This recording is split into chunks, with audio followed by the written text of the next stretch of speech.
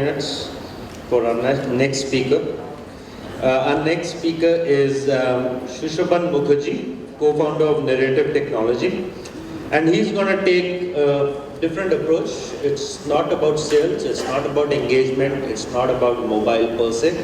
He's talking about the making magic in the moment. It's more, there are no videos, there are no products being discussed here. He's talking about a strategic framework that he believes he's personally developed that will help the new age of marketing and advertising. Something that we heard Mistan talk about, the basket size being 2.5 times, call to action, immediate sales, helping engage people. Those are all the merits of the new media, the digital media. Here we are sidelining the discussion a little bit, and Shushaban's going to do, is he in the room? Right. Yeah, right here. I couldn't find you.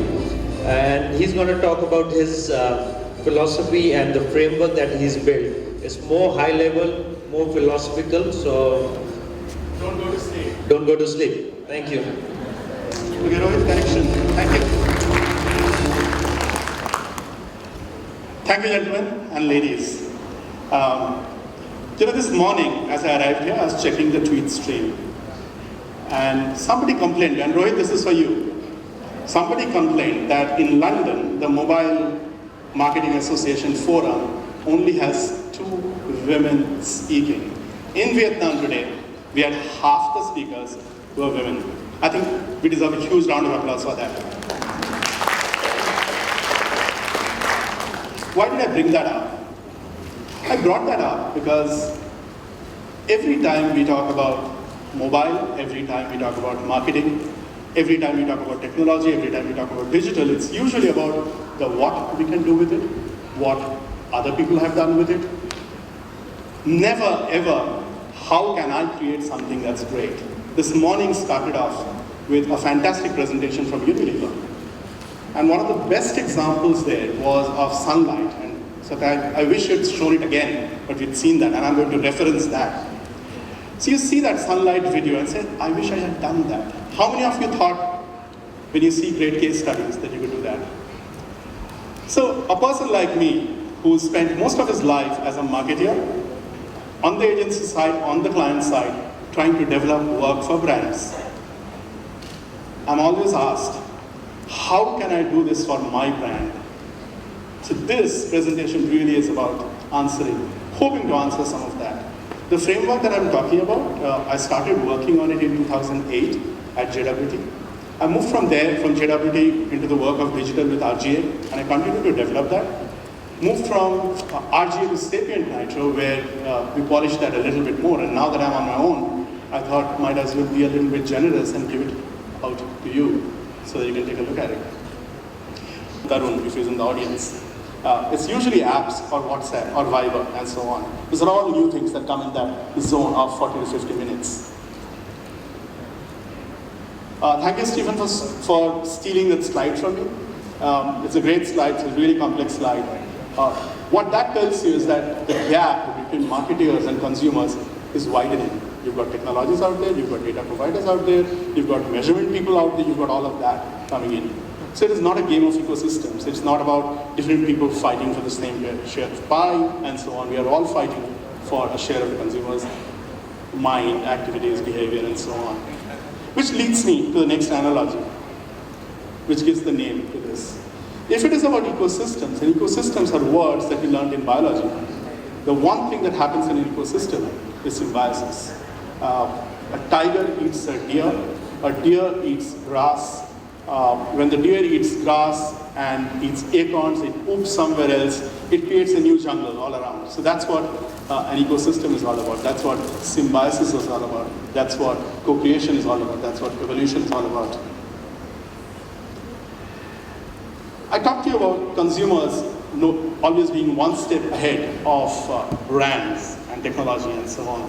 What we have are 3 examples which are where consumers have actually taken the lead. How many of you use Twitter every day out here? A quick show of hands. Nobody. Everybody's lazy, everybody wants coffee. So the @ symbol on Twitter was invented by people. It was not invented by Twitter. It was invented by people. The second that I have, the example of Nike Plus. So Nike Plus used to be a sensor. So you buy a pair of shoes, a sensor shoe, you buy a different sensor, and that communicates. It was a proprietary technology. Pretty soon, and you can see that in YouTube, people like me who don't like Nike, and of course you can see I run a lot, right? So people like me who use a New Balance, we're cutting our New Balance shoes, popping in a Nike sensor, and making sense out of it. So it's a New Balance shoes, you're damaging your pair of shoes, you're putting in a Nike sensor, and when Nike observed that, they said, you know what, we should not work with sensors anymore, we should probably make it an app, which is why you have an app, and thereafter you have a fuel man, and you're moving on, and so on. One that I love the most is the story about M-Pesa, which is a mobile money device that was invented in Kenya. So Vodafone, when they're talking about, they were piloting a project which was about mobile insurance and so on. Part of the feature was you could transfer a bit of money to somebody else. So I could actually transfer some money to Casper if both of us were part of the pilot program. Now, what happened in Kenya was this lady was on a bus and her wallet got picked. She had no money with her. And the bus conductor is standing right there asking for, hey, do you have money for the ticket?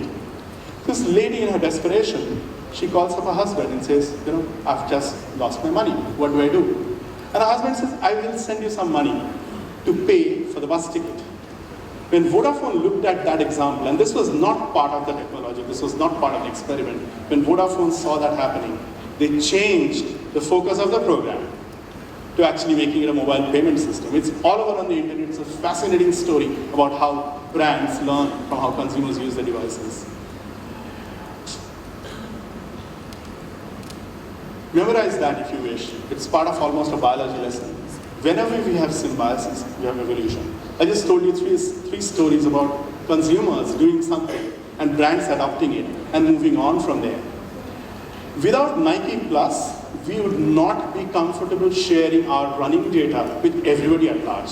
Without a Nike Plus, without the quantification that happens, without big data that happens, we wouldn't be at ease buying a fuel band and telling Satya, you did what, 900 steps today? I did 1200, I'm better off than you are or something.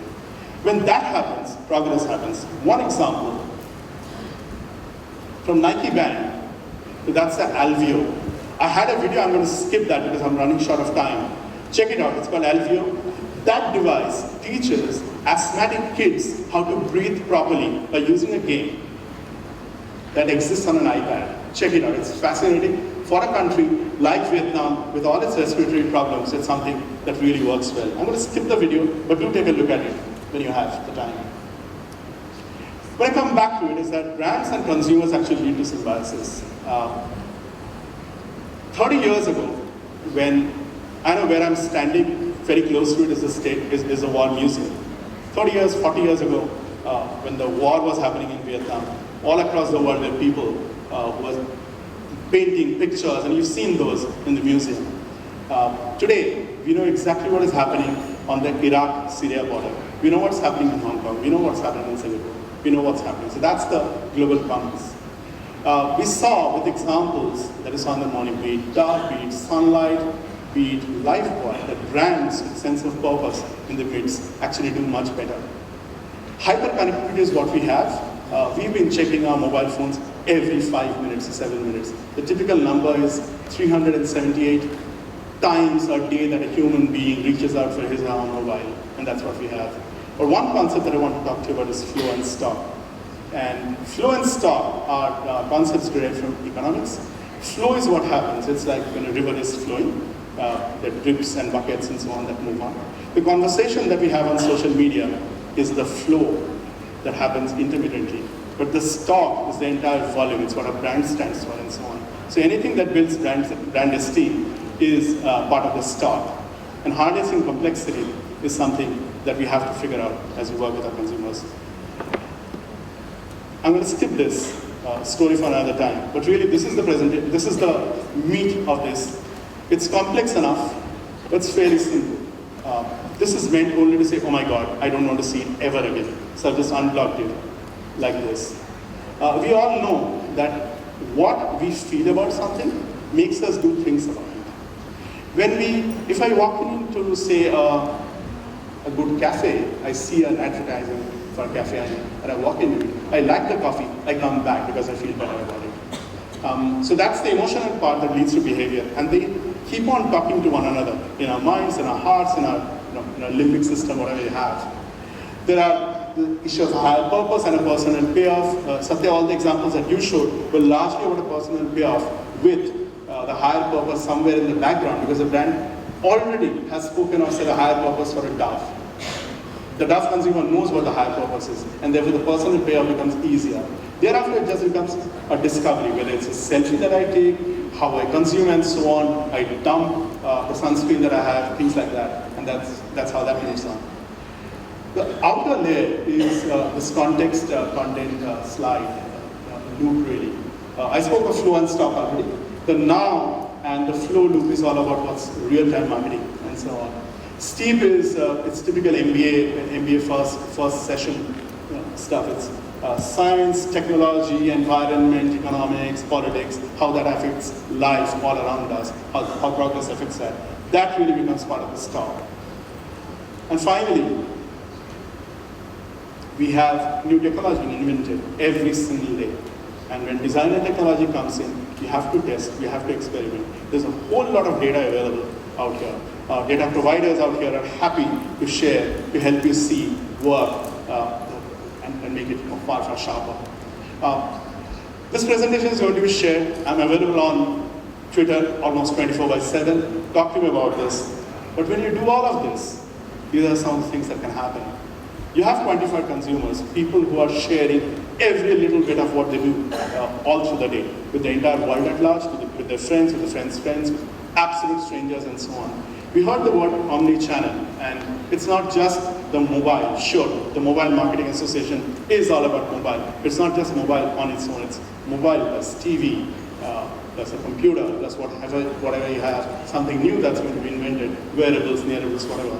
And finally, there's rapid innovation. When you take care of all of that, that's when you create magic in the moment. And Rohit, I do have a video that I want to play. And that video, can you play the video, please?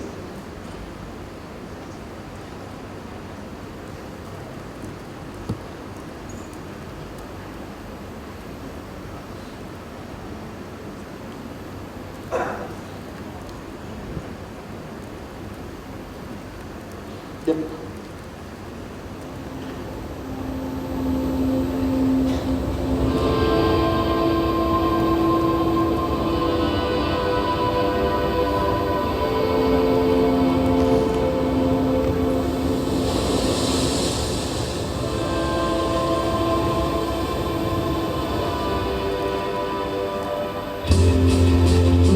Search. Redefining the way we interact with the ocean.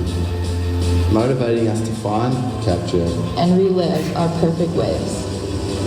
Building a connected ecosystem united by sharing our ultimate surfing experiences. See your speed and distance. go faster, Go longer. back on the beach, sync your session to the Rip Curl Search app. And relive your entire surf. See your best waves. How far you paddled and how fast you went. Log conditions and add extra details like photos or the board you rode that day. Follow your friends. Check out their surfs. and compare their stats. Set up a clubhouse and compete to be the best of your local brand. Or follow us as we travel the globe, surfing on the world tour.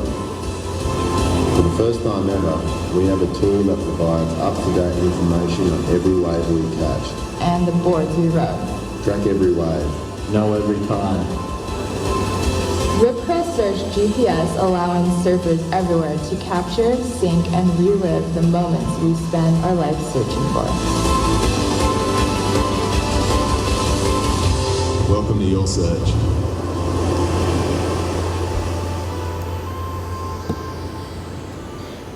This work won a gold last week at the MMAs globally.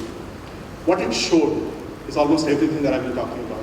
There is emotion at the heart of it. It looked at the mind of a surfer and what they do. It looked at the behaviors that they do. They search for it, they talk to, they share it, they talk to other people about it, and they map their own progress.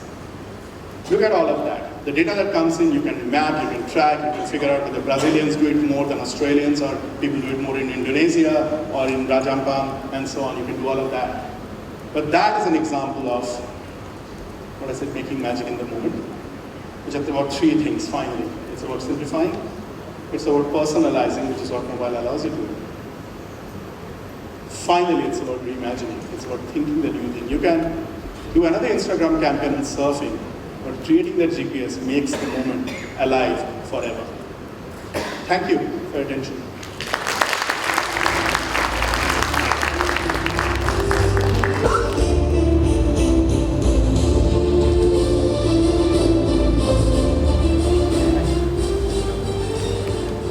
Thank you, Shushavan. So with that, we are now heading into the coffee break. And after coffee break, we have a couple of panels and the closing remarks. So I would suggest if you can take 20 minutes, get your coffee and maybe head back in so that we can start on time. Ideally, we would like to start by 3:50. So if you can head back in a little before that, it will be greatly appreciated. Thank you.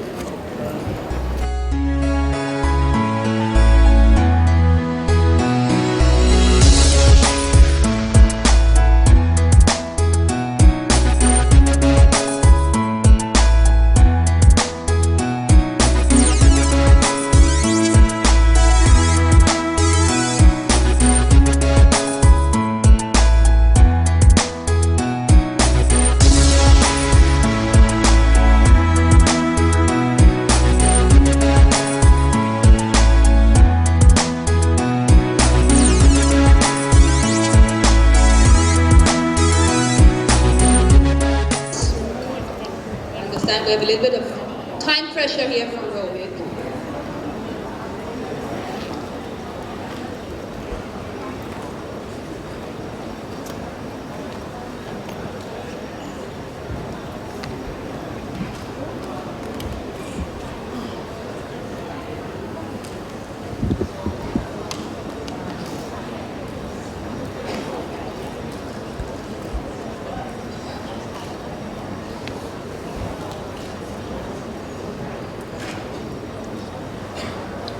Okay, so welcome back from the coffee break. I hope you're all refreshed for our last sessions, not to be followed by more coffee, but by cocktails later on. The upcoming panel is on mobile video, understanding its true value and impact. Now we all know that video will be the #1 via which video content and advertising will be consumed. So please join me in welcoming Steve Pardue, VP and Managing Director of Telium, who will be moderating this panel.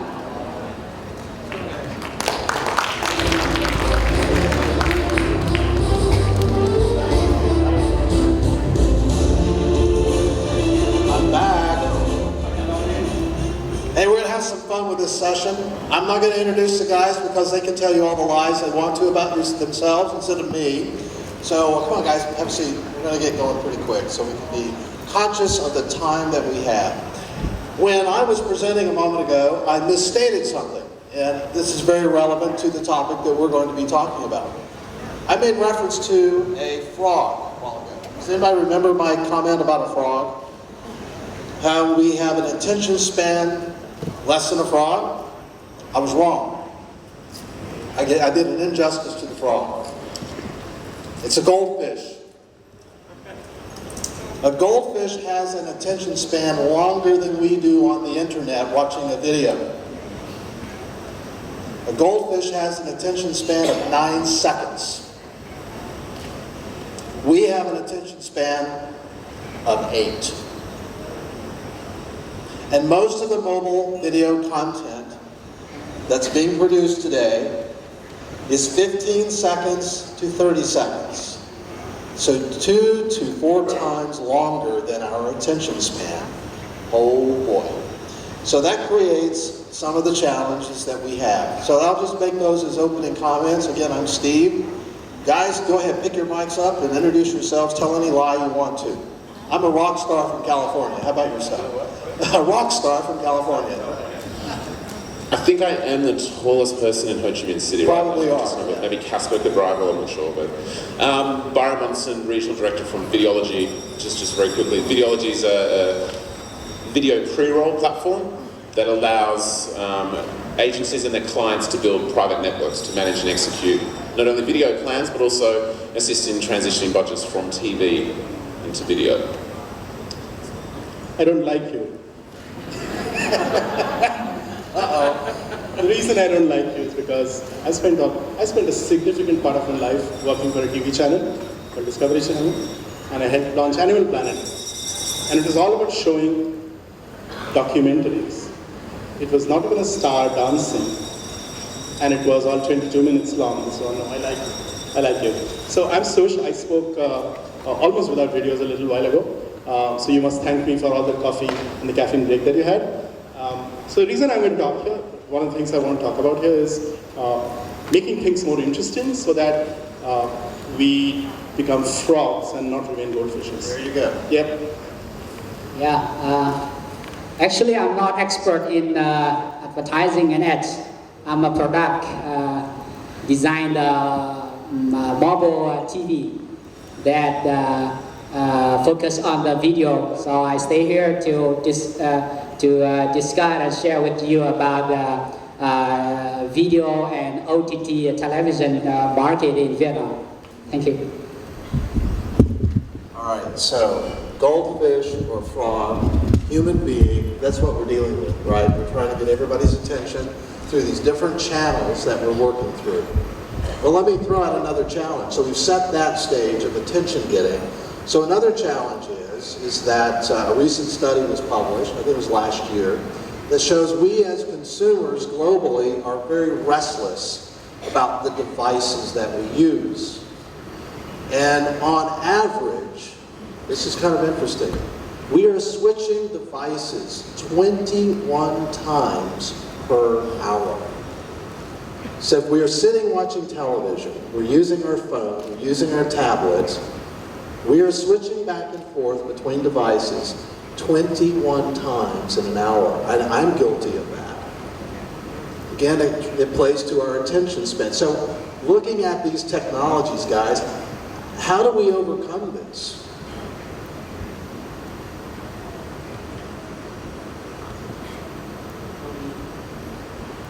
You want to give up and go home? No, I was trying to do that. Just sort of trying to do that. It's really about, so I was watching House of Cards last season. I had downloaded it illegally. One of the few. Yeah, one of the few people who had downloaded House of Cards illegally. I was watching it on my Mac. And I also had other friends who had downloaded it legally somewhere, who were watching it on Netflix. And we had this entire conversation that was happening on my phone, which is an Android phone, and we kept on talking about it. But I wanted to appear a little bit more of an expert than I was. So I booted up the iPad, and I started looking at the old British serial that it was based on to appear more intelligent, more smart, more with it.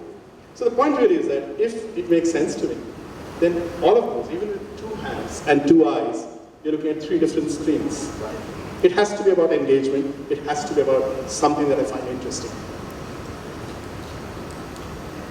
From a technology point of view, as Sachin brought this up earlier, it's about, I think when we've got people engaging across so many devices, one thing I think we need to get better at is understanding when that occurs. So it's 21 times is incredible within an hour. What is the dominant screen? And then building targeting capabilities around that actually the dominant screen, what's it complementary with. But I look at different content on different devices. I'll be sitting at my desk, I have my laptop, I have my tablet, and I have my phone. And I literally will go back and forth between the 3. ADD? Maybe. Or I truly have an attention span of 8 seconds. Well, I think it still comes down to targeting, and I'm looking for patterns of behaviour. So you may be doing consistent patterns of behaviour throughout your viewing, and then it's actually building the targeting parameters of content to suit what you're actually viewing. So if you're viewing video and you're Googling at the same time, it's actually understanding those, seeing those patterns, and building campaigns rather than just being in a campaign in isolation. It's about how you can bring the whole entire campaign to life across to multiple screens. So here's a question from the audience. It says, if our attention span is indeed 8 seconds, Are we saying that communication from brands needs to capture the message they want to communicate in that time frame? You're a product designer. What do you think? Yeah, a report that according to the Google report 2 months ago, in Vietnam, people using smartphone, they can do they can use 6 applications at one time. Why they listening music? 62% listen to music, and 42% they watching movie. And I think just 8 seconds. They can focus on the, I think, video and image that make that make the focus on. So as the World Cup football is on, and I watched every match and every goal until the semi-finals on Vine. That's 6 seconds, each and every goal. Twitter as on Twitter, people are posting 6-second videos, and there were brands that are posting it. There were service providers that are posting it. The FIFA were posting it. 6 seconds of a goal, and that was engaging. But what did help was the fact that it was on a loop. Now in real life, if I blink, I might miss a goal. If I'm chomping on a burger on a stand, I just might miss the goal. It has happened. Right. If I'm at the stadium. With Vine, it was almost instant, and I could play it back immediately. And that was a huge success. Could not have happened without technology. And to go back to it, there is a psychographic, the behavioral part of it. People want to watch goals.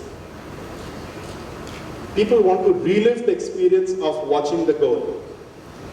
At the moment, they're doing it either on a mobile device or whatever they're doing it on. And technology helps serve that precisely. So we want instant gratification. Absolutely. Right? And so we have a lot of video producers in the audience, I'm sure, creative producers. Well, let me ask this question. What about rich content? What about an automated GIF that runs on a loop rather than a video? That can deliver a message, a brand message, within 3 seconds. This is technology. We're supposed to be talking about technology, right? What's the pros and cons between actually using video versus animated GIFs? Have you guys ever thought about that? My thinking is, okay, so if we're talking about short attention spans, it's capitalizing on the attention that we do have rather than reducing the time we have to spend with our consumers. So I think we've got to get a lot smarter at the actual content that is delivered to the audience. One, we've got to know the targets. Traditionally, we're still in a TV-centric world, so you've got 15 seconds and your 30s, your longer brands. And I don't see that shifting, consumer behaviours changing, but that is a model we're working with. I think we've just got to get a lot smarter with how we deliver the information to capture and maintain that attention.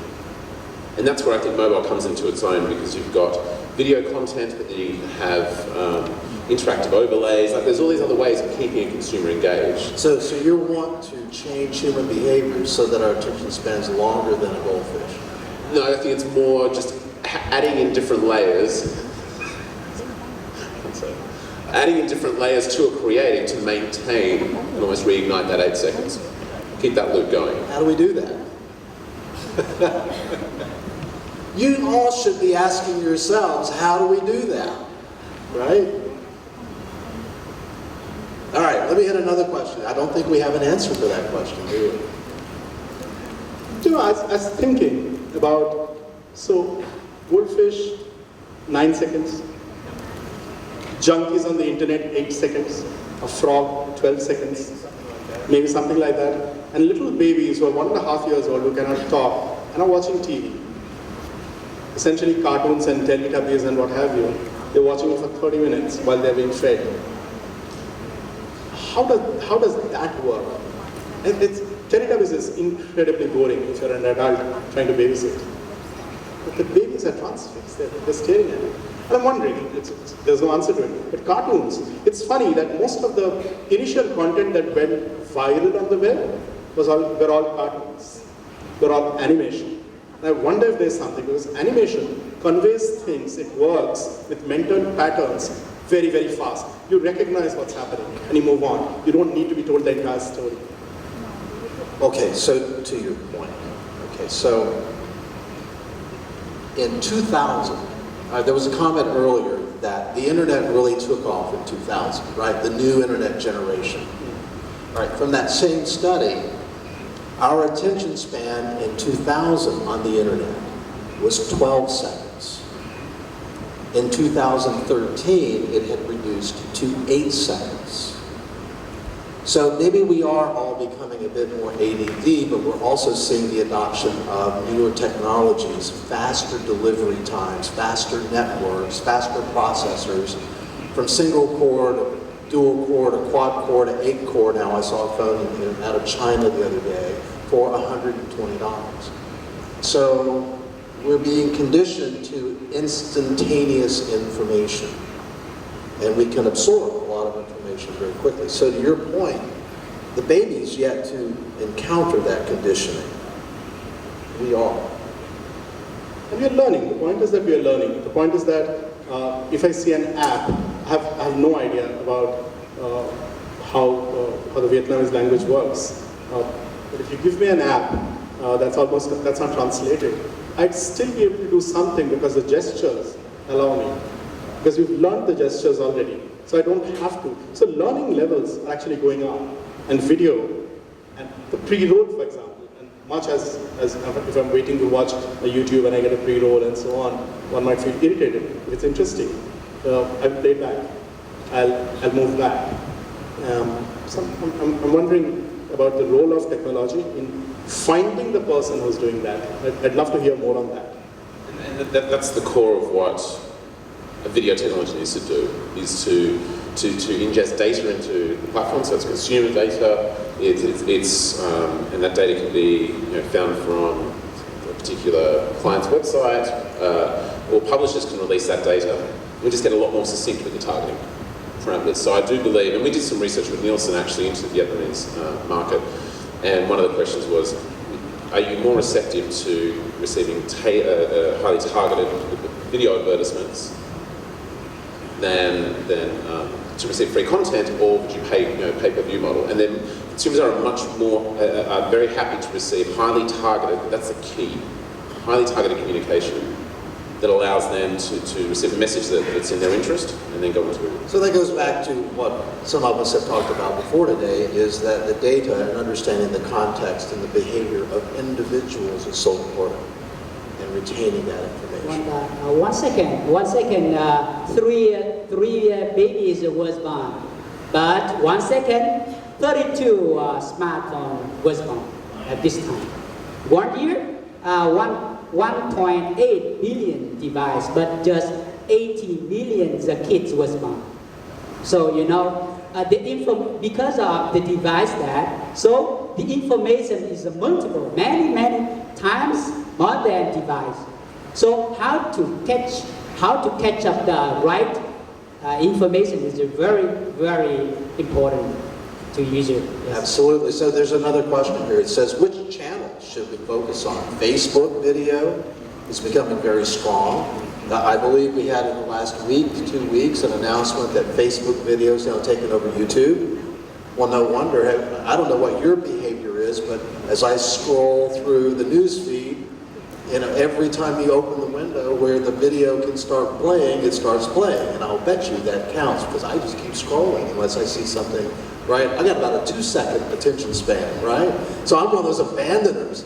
So, right, so I'm sure that played into those numbers shifting from YouTube over to Facebook.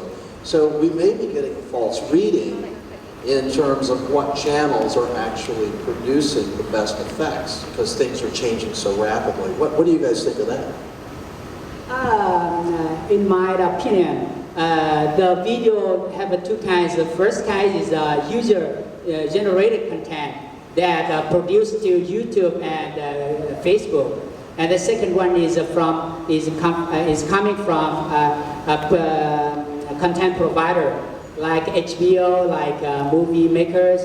I think advertisers can focus on Facebook, and Google is, I think, the first key. I don't want to discuss about that because it's too strong now.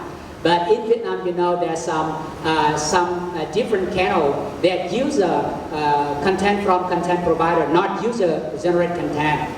For example, television. But we shift from the traditional television to OTT television, that you can watch a movie on the mobile very, very fast everywhere. And that content is a key content that cannot, for example, our platform, we bought content from IMG's EPL Premier League for Vietnam. But the people can watch football everywhere, mobility is everywhere, in the coffee shop, in the street, on the motorbike. I think advertiser can use the channel like this service, like our service, and some television provider here. They can shift to OTT television platform. I read somewhere that because of our attention span is limited, we have lots of devices to delve into, lots of things to discover and so on.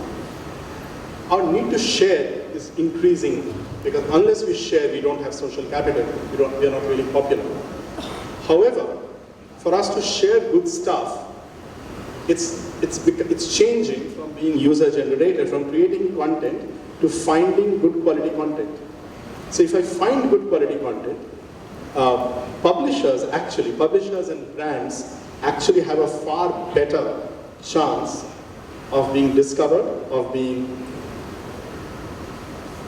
found, of being interesting, and so on. I wonder what you think of that, because the quality of content is actually become much better. It's no longer a child biting his brother's finger. So publishers are creating higher quality content. ADD people like us are discovering those content, pushing it out, waiting for the next, pushing that out, waiting for the third and the fourth and the fifth and sixth, and pushing that out. So higher quality content gets shared fast, and that research exists already. We've seen from Twitter as well, that even photographs or videos and so on. So it's higher quality content in terms of fidelity, in terms of all the things that you do in video. So what do you think about that? So I think social media, to your point about what channels, social media is a great aperture to direct traffic, or like through my social connections, I'm pushing people to various content. I think to talk to the question, it's not just a one-channel approach. So it's not just YouTube, it's not just Facebook, and they have fantastic apertures. But there's a myriad of content out there. But the social platforms have a very big part to play to socialise, put it out there into the ether. It's not. People just change their mindsets when they're viewing different content as well. And I think they become consumers with a slightly different take or a different objective when they're on finance content as opposed to automotive or just having a laugh at a dog on a skateboard. Now, is content specific to channel, or do we create content that has the same message and possibly delivered to different formats through different channels so that you have a unified strategy of that messaging? So in other words, to the next question that we have that ties into this, bandwidth, download speed, streaming speed, right? In emerging markets, we still see 2G here, we still see 3G here. We don't yet see 4G and et cetera at that predominant level. So it's when we hit 4G, we really start to see very fast streaming. 3G gets a little jumpy sometimes. 2G, it's just I'm really bored. I go on. How does this all play out? Is it this multi-channel notion that you brought up? Is it the mobile web, the app space, social media, and our websites? What is it? I'll try to answer this. So, I didn't say this was going to be easy. So, I think that's a really good point. What we find is in Vietnam, Indonesia, India as well, is that it's this huge, to Rohit's point, phone penetration. It is smartphone penetration or video-enabled phones, where video is really coming into its own is in urban areas. So Casper mentioned earlier about the infrastructure being in place, there's Wi-Fi everywhere. The research we did shows that people are consuming videos on mobiles. Mobile is on throughout the day, we all know this. The videos are being consumed in the morning, around breakfast, or when you just get into work, so you're on the work Wi-Fi. It dips down for mobile video and then peaks again when I'm at home on my Wi-Fi. So I think that's one of the challenges video face at the moment, is how do we have almost compressed files or have a solution that doesn't suck the life out of prepaid plans, which most of these markets are on. And batteries. And battery, it's not the word. But you can do that through apps, so apps can be a solution, because your video is optimized to what the app allows you to download. But it is a challenge that we have to overcome.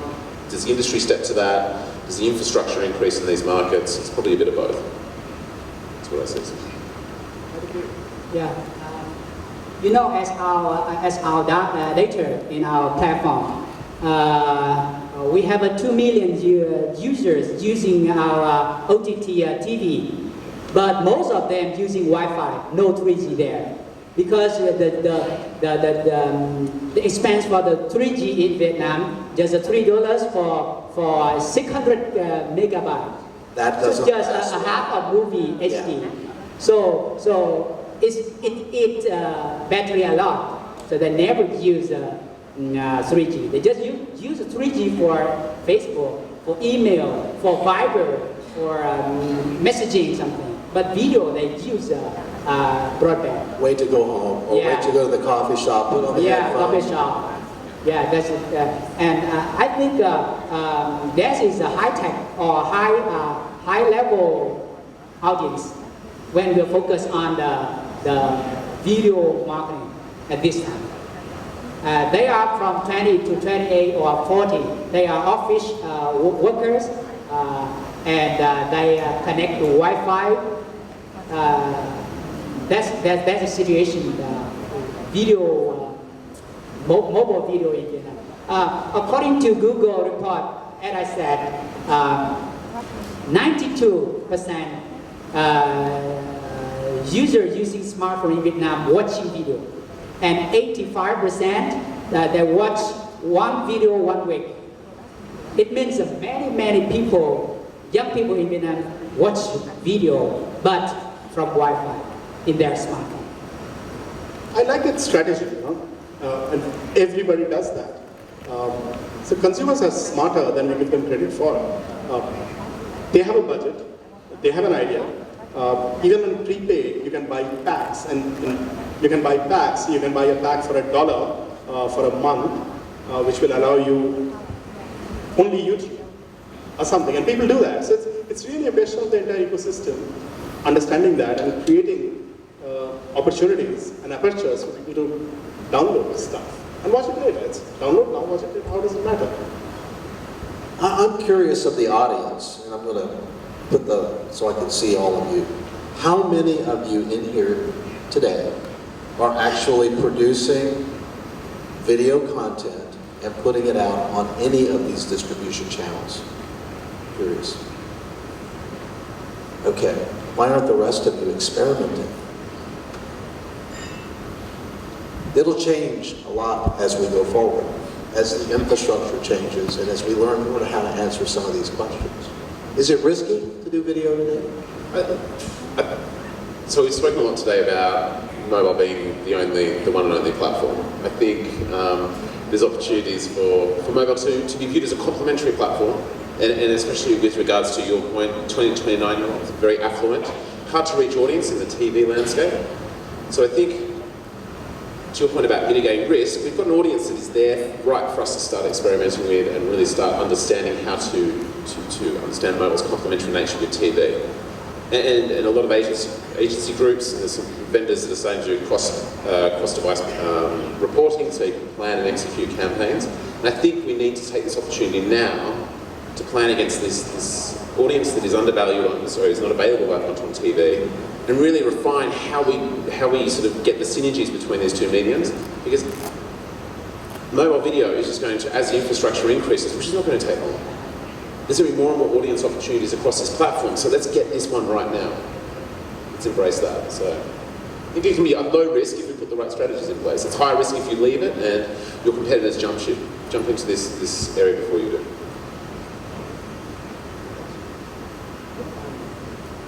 None. You're done. No, none. Oh, no comments. I thought you were done, ready to go home. No, I want to watch Homeland. I'm only up to half of the last show. I can't wait. But okay.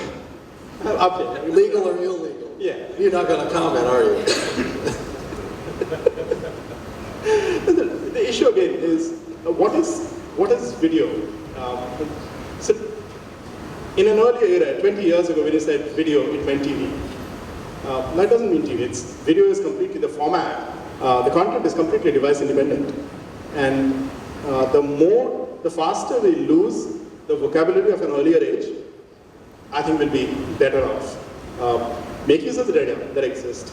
Make use of the fact that we now know what works. So a 15-second video does not work. People watch it for 4 seconds and then move on. Use that as an opportunity to say, this creative did not work. Can we create something else?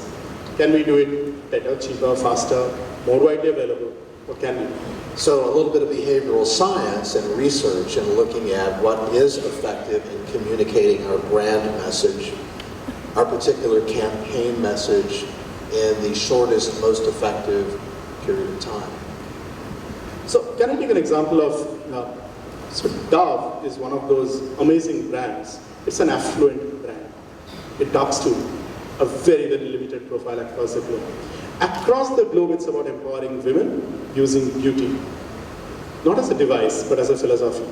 But that, whether it's about people doing sketches in Brazil or what we saw here, it remains the same.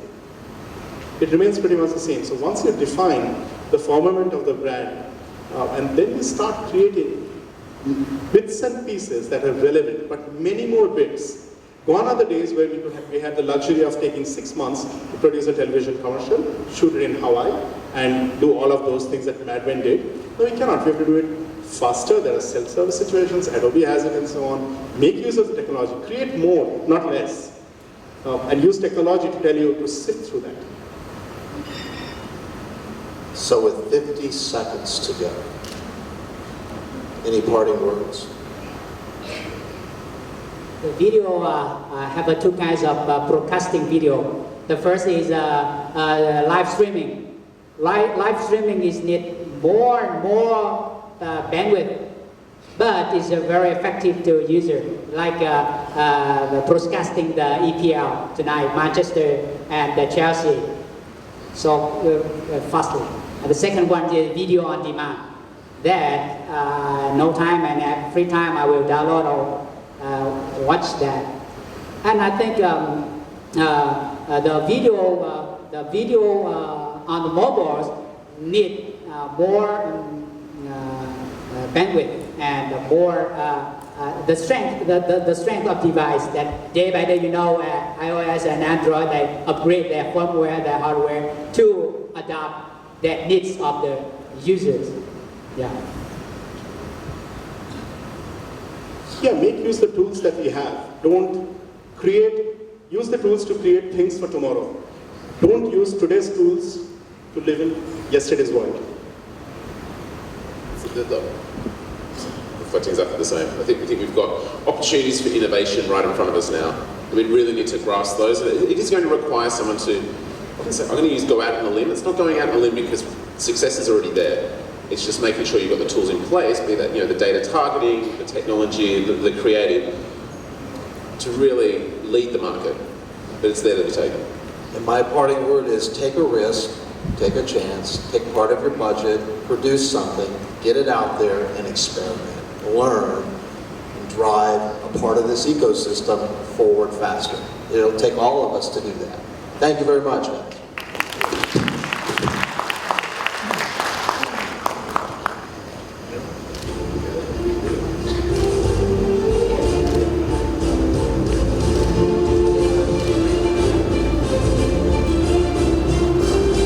Thank you very much. That was truly insightful and and exciting. So we've reached our last panel for today. Time flies when you're having fun, right? So the panel is about the barriers brands and agencies face in integrating mobile marketing in Vietnam. Now Rohit, have you noticed that the audience starts smiling when we try to pronounce Vietnamese names? I wonder why that is. Please join me in welcoming Nguyen Hu Han, a fellow female entrepreneur and founder and CEO of PHատ.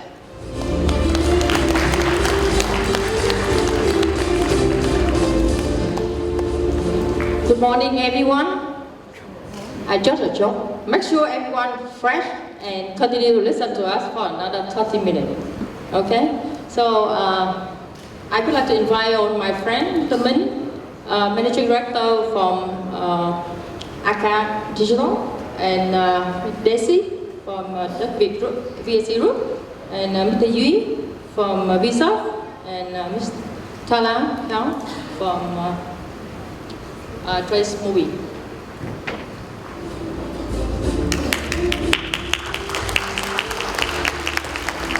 Are you sure you don't need the music? Or we can singing or dancing now? Sure?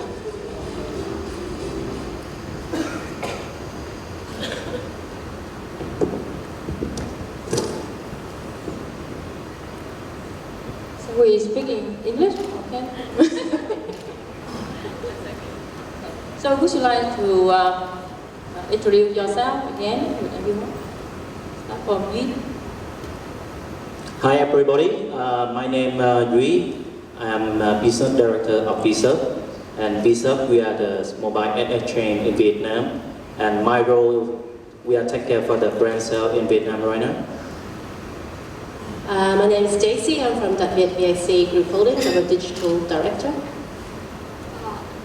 Hello everyone, I'm Tala. I come from the Cheese Movie and I'm the product director, and we are the third-party tracking system. So this time we want to service for Vietnam market for the mobile.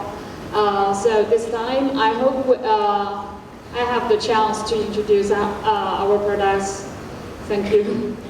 Hi everyone, I'm Min from AK Digital. We are one of the first local ad network here. 4 years ago I decided to left the corporate life to believe to put my games on the mobile development in Vietnam. Okay, so all of us today is mostly we from V and Tracy and Mr. Ben from agency, and Miss Tala is actually from the app tracking, right? Yeah. App tracking, and Mr. Yui is from Visa, also mobile solution. So we have the first question is how the brand can trust advertising report for mobile app agency.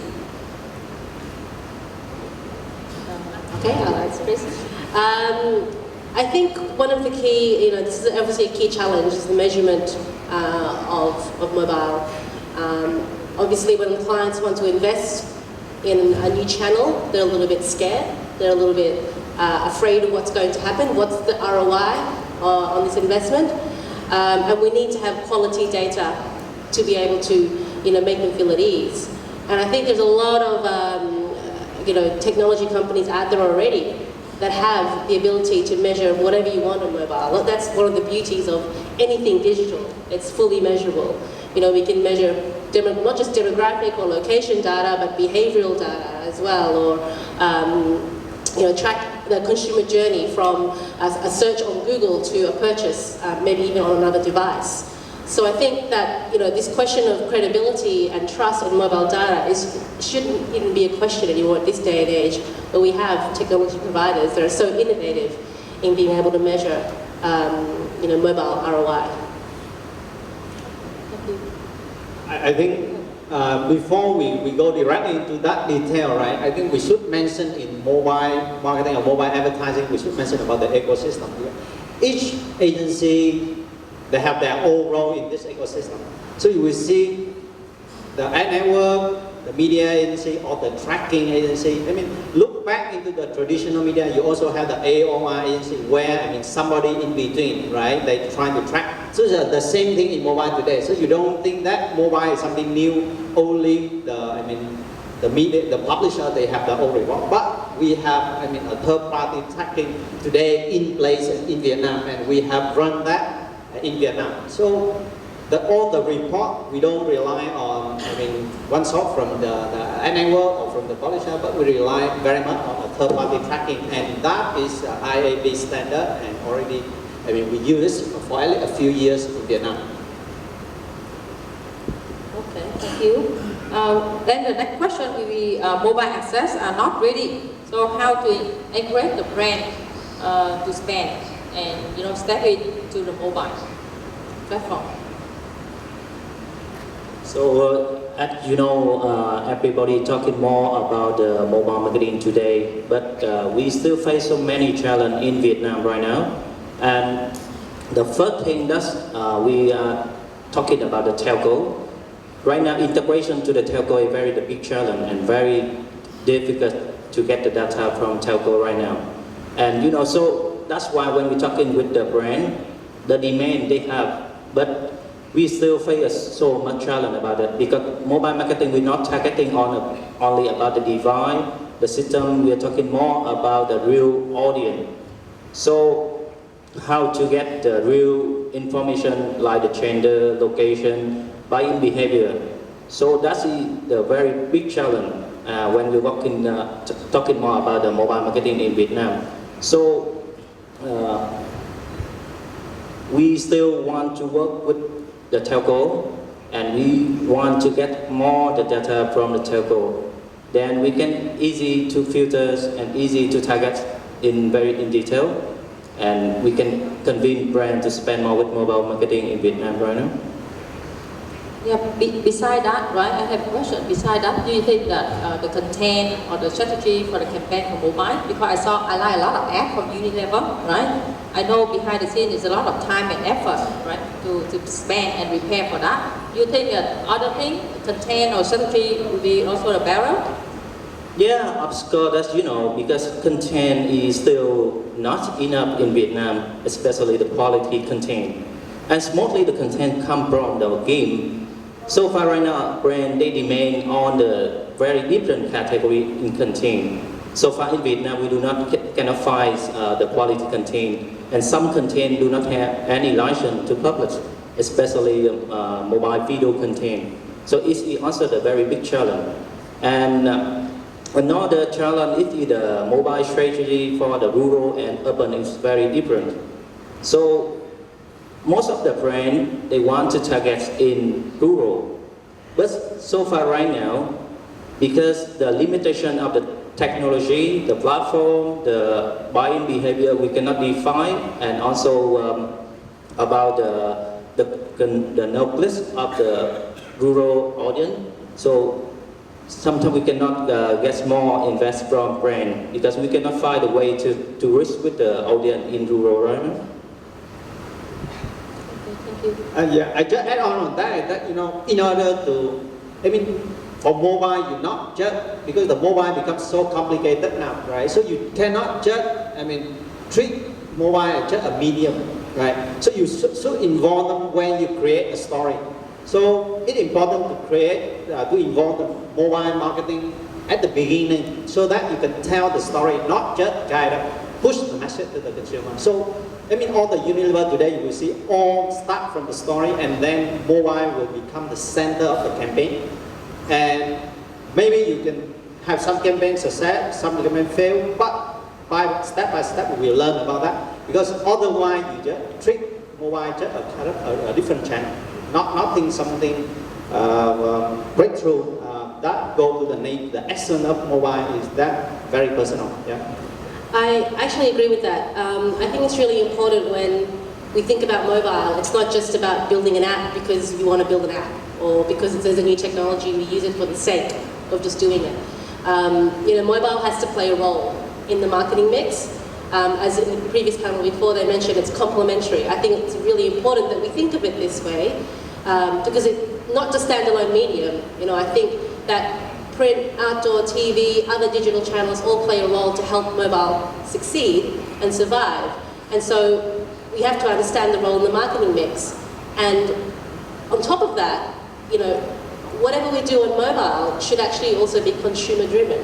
At the end of the day, the consumer is the one that has to, you know, that has to interact with it. We do it for them. So it has to come from a consumer driven insight. And I think that's where most brands will struggle, is that when they see mobile, oh yeah, it's really cool, it's new, it's sexy, whatever, but at the end of the day, it has to come from a consumer insight. And that's where I think the Unilever examples, for example, have been, you know, really successful.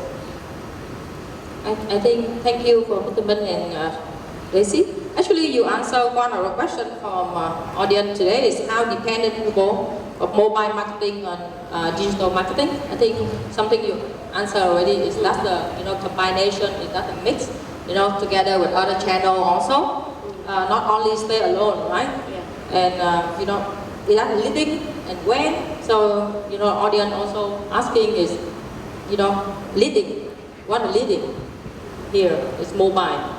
Leading and when we can using that. I want to give a quick example. In Vietnam, we have VNG. So everyone knows VNG. VNG started as a company, you know, selling scratch cards to play games. This is in the past. They have been really a massive leader in utilizing mobile on the basis of consumer insight and consumer behavior. So they came from scratch cards, then they introduced gaming on PC, internet, digital. Then they introduced social media, Zing. Then they introduced Zalo, online chat.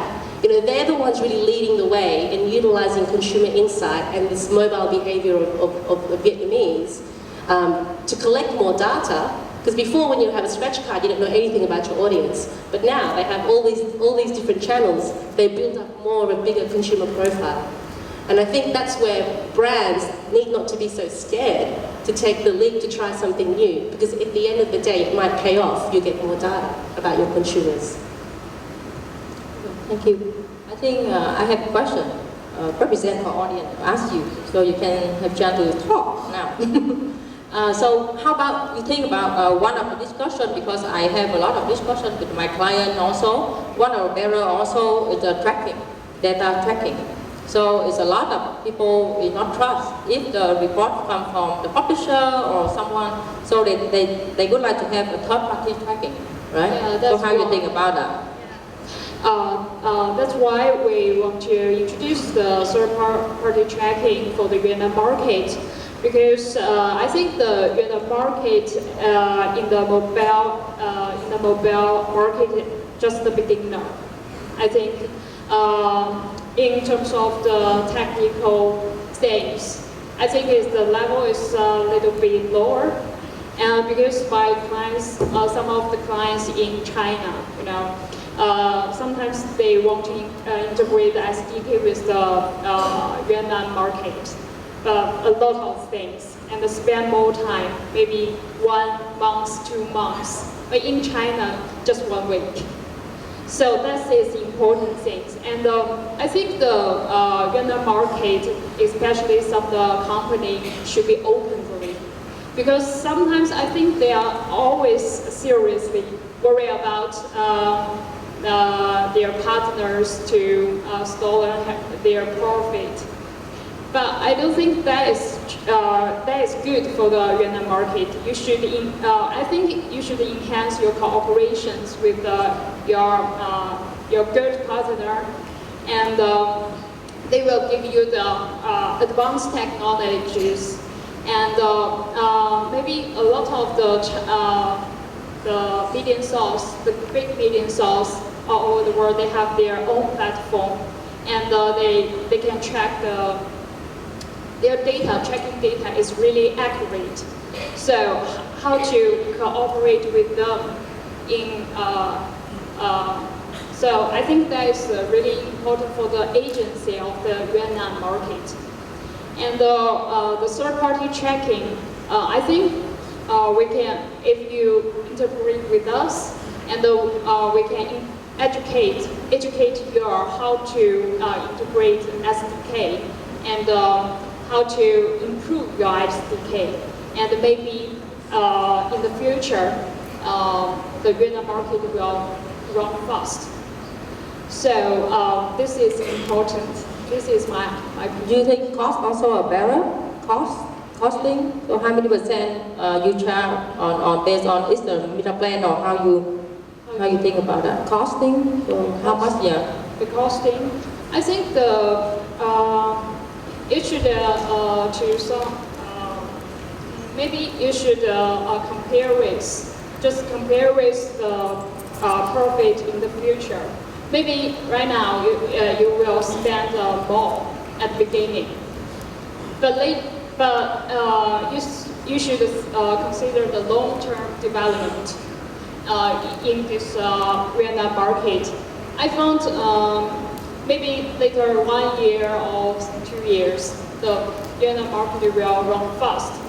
And how many companies will arise? Will share your market share. So this is important. So you just consider the long-term cooperation and your benefits. That is really important. Thank you. Thank you. So now we come back with a question from audience. Is mobile access are not ready. So how to encourage a brand? Not one. Yeah, I think we need to clarify what you mean by mobile asset, that from the client perspective. So that means what? I mean, if you talk to the basic thing is that the mobile asset is something at your house, right? So if you want to invite somebody to come to your house and your house look messy, so it's better you not invite them, right? So from the brand, if you look from the brand perspective, right? If you're not ready, better not moving into the mobile, right? So something today we go and meet the client and say, well, I want to do mobile, but when we review, right, the situation and a lot of their digital assets were not mobile compatible. And then we receive a brief where they already fixed what we want to do. So it limits us how to make sure, the campaign is really how can fit into that situation. Yeah, so I think very basic thing is that if your mobile assets are not ready, better not do it. Yeah. And then if you decide to do that, I think not one person, but because that links back to the whole IT strategy or the digital strategy with your platform. And I think because the technology it changes so fast, and a lot of website, brand site were not really mobile compatible. And I think that is one of the big barrier we at the agency we have seen in the last 2 years. I think it's also probably the biggest user frustration. You know, when you click on a site from your mobile, from a Google search, for example, and you go to the client web or brand website, and you get an error, or you get very messy mumble jumble of pictures and words on a website that hasn't been responsive. It's frustrating, and you actually get a negative perception. Exactly. And you imagine that, the purchasing try to work hard to bring down what the cost look like, but the moment they engage, they pay attention to your brand, they click to your brand, and then they have a negative engagement. So I think if the brand, right, they want to embark on the mobile, right, they have to at least they want to have the data to see, how many percent of that traffic is mobile, and if you have the analytics tool, so you will know. But based on our experience, based on our inventory, you will see, because we have the both in-house desktop and mobile network, so we see the traffic from the mobile, the ratio will increase. Even though it's small now, but the ratio will increase. So if we don't have the mobile compatible access, so that means, especially if you are the category leader, you are losing that kind of pioneer or the early adopter for your brand, right? So because the consumer, your early adopter consumer, they moving away from traditional media or even the web. So they move into the mobile. If your access is not ready, you are going to lose the sale point in that segment. Thank you. Okay, we have also another concern here is somehow is the platform for mobile not ready and creative also display ads. it's not really content, it's not rich, and then also the format of the ad is not a lot of different variety, right, type of format. So the client said, okay, only standard all the time. So what kind of thing we can offer, right, for everyone? So especially for mobile company can provide a solution. So actually that's beyond the mobile ads banner right now. We have another kind of creative we can offer for brand. Like from VSUP, we have the platform we call as App Wrapper. It allows user client to advertise the banners features when user open the application or exit the application. And we also had a platform to offer them to run with the innovative idea with the HTML5, rich media. We also have video reroll, and we also have click to call, click to message, or we have the click to apply something, and we also have more about the location-based coupon redeem. So actually we have so many kind of creative we can offer for brand in Vietnam, but we based on the objective of the campaign, then we can apply the suitable solution for brand. Yeah, I think we can do a lot with the smartphone today. So this morning, I mean, Rohit asked what the difference between a feature phone and a smartphone, right? So look from the product perspective, you see the smartphone, they have a kind of independent OS, so that you can do a lot with that on the phone. So today, with the smartphone, was more than 50% of the market, right? So you can do a lot of things. So one of the examples I can think of is that we have on mobile today, we can do the dynamic banner. So what you mean dynamic banner is that you have the same framework, but people from different target group, you can display with different content on the banner. Yeah. So whether we are involved in the beginning to propose such kind of, creative, so to make sure that we go back into the nature of the mobile where you try to, personalize the message. So technology-wise, we can do it, but we really appreciate that we will get involved in the beginning. So how we can help the creative fit into the mobile advertising. Thank you. So we have a question here. Mobile ad spending estimate is 18 billion US dollar. I think this is global also, in Southeast Asia. I don't know. But how much the mobile spending in Vietnam? Where's the money goes? What are they spending for? Actually, last couple of days I had catch up with some guy from Facebook, and they also share me a very interesting number from Vietnam. Then I think mobile is very potential, but still has some challenge and some barriers behind the scene. So some big brands, they still not spending much more with mobile and digital, and actually the revenue come from the SMBs mostly. Right now, they're spending on Google Ad Network, they're spending with Facebook, and they're spending with mobile standard ads, and some they invest into the application. And we are still waiting for some big brand they can join with this gameplays. And we hope we can solve some the behind the scene problem, then we can get more money from the big brand. Thank you. So we have another question here. Is it necessary for the brand to build a standalone app, or is it preferable to create a content leveraging of existing app? Honestly, my experience, that's because we should not build a standalone application, and we have to define mobile marketing is a long-term strategy. Because I saw a lot of brands, they run very short-term campaign, and we had the money, we invest more, then the traffic increased really fast. But after 2 or 3 months, nobody know about the campaign and nobody know about this application. So we should think it's a long-term strategy, like McDonald's or KFC, they build very long-term. They invest more money, they keep the application and they maintain the thing, then they keep the awareness very well. So should not build the application alone or build the content alone. You have to think more about the long term. So another question, another experience, right?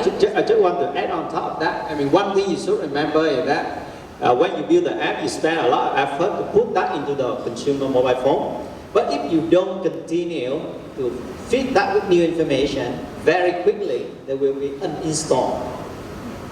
Yeah? They don't just keep it there because the phone capacity is not allowed to keep it there. They keep installing the new app, right? So the moment you don't fit into that, all your invested money will be wasted. So you may make one or two projects at the pilot, but the moment you are ready with the mobile strategy, you should consider about the platform, a mobile platform for that. I think to add on to that, I don't think an app is necessary. It's not always relevant for a client's objective. It's not always affordable to most clients, especially for the smaller businesses.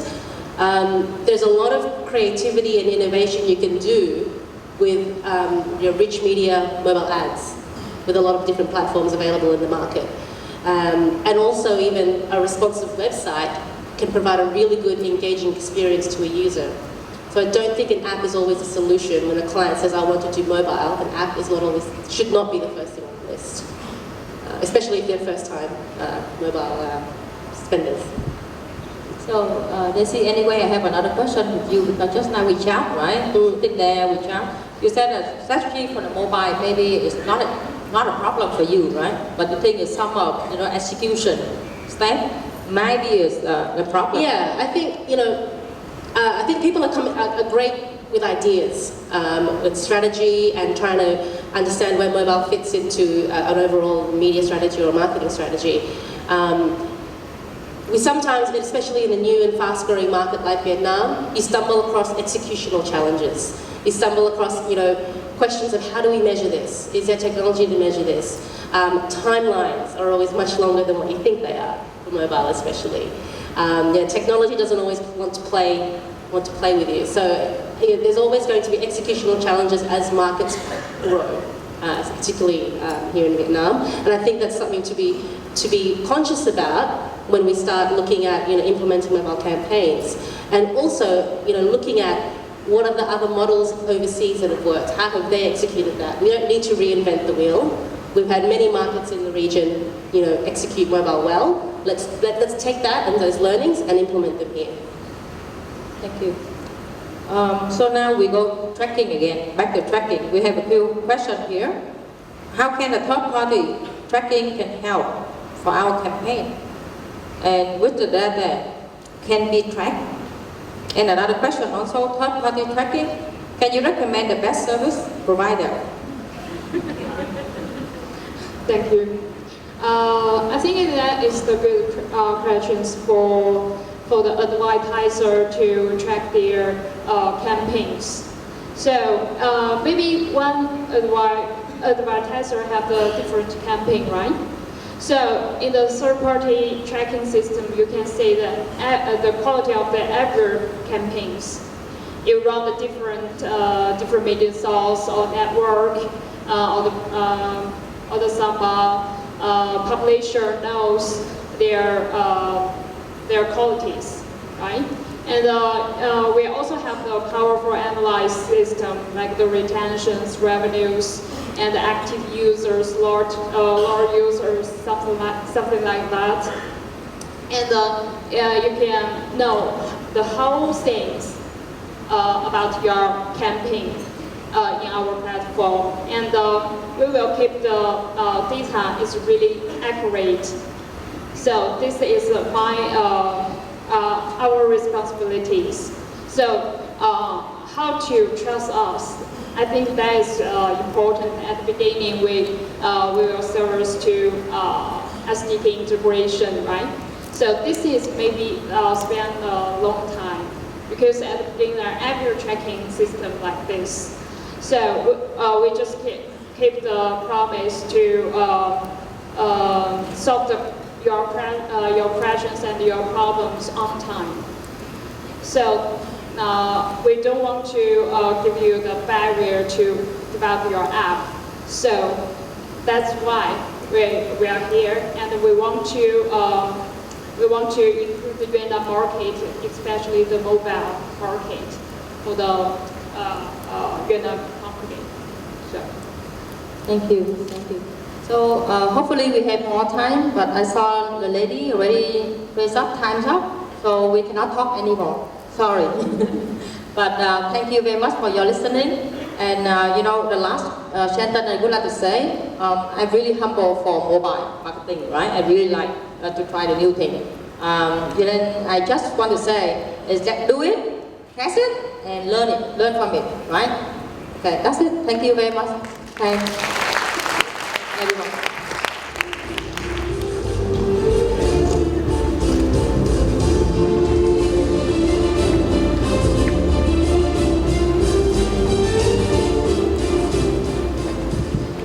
So thank you very much for that thorough analysis of the barriers.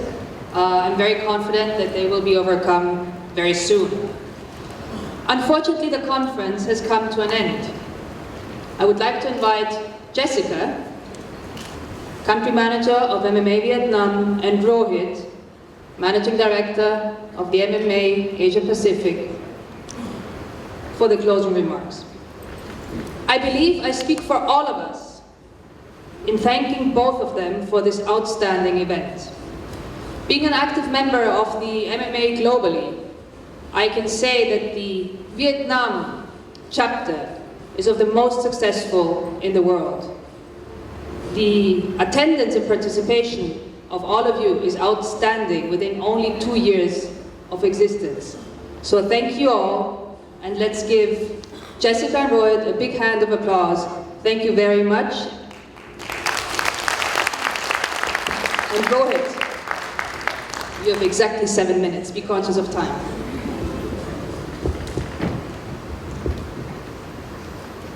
So we would like to say thank you for all of you to staying with us till now. Thank you for all the patience, and but I believe all presentation today and also the panels have brought very specific value to each of you. Thank you again, and we look forward to seeing all of you at the event of MMA Vietnam. Thank you, and right now to give you a MMA Việt Nam xin trân trọng cảm ơn tất cả các anh chị chúng ta đã dành thời gian tham dự diễn đàn Mobile Marketing lần thứ 3 tại Việt Nam. Và thực sự là rất là vui tại vì trong khán phòng này vẫn còn rất nhiều anh chị và chúng ta biết được cái sự quan tâm của tất cả anh chị về Mobile Marketing. Và chúng tôi hy vọng sắp tới sẽ còn nhiều sự quan tâm hơn nữa. Và rất mong muốn cùng với tất cả anh chị chúng ta cùng xây dựng thị trường Mobile Marketing tại Việt Nam. Và trong tối ngày hôm nay có một tin rất đặc biệt, đó là lần đầu tiên MMA Việt Nam tổ chức lễ trao giải các chiến dịch Mobile Marketing xuất sắc nhất năm 2014, đó là The Smarty Việt Nam. Cũng là lần đầu tiên lại Việt Nam làm điều này, và chắc chắn là sẽ cùng một số những anh chị trong khán phòng này chúng ta sẽ cùng celebrate for tonight. Thank you. Thank you, Jessica. I was told to stand here and look pretty, and that was my job for the end. But I do have a couple of parting comments. First of all, thank you to all the delegates for your participation. As I said early in the morning, these events don't make themselves happen without engaged audience and participation and networking. And also thank you to all our sponsors. We serve Bolson Focus, Out There, Media, Videology, Trace Mobi, Telium, and all our supporting partners, our event management team. This was a really successful event. I'll take on Daphne's comments that Vietnam definitely is growing to be one of our shining markets for MMA. We've been here for 2 years.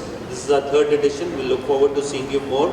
And we would like you to be engaged with us. Please do speak to TAM and sign up with MMA for your activities, your engagement, your membership, etc.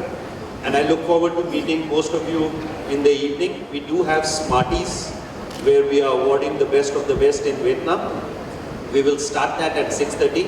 So the people here who are attending the Smarties, who have registered for that, please do sign up and register yourself. Make sure you take your table number before you enter, otherwise you will be lost as to where to be seated. So with that parting comment, thank you all, and have a great evening. Thank you.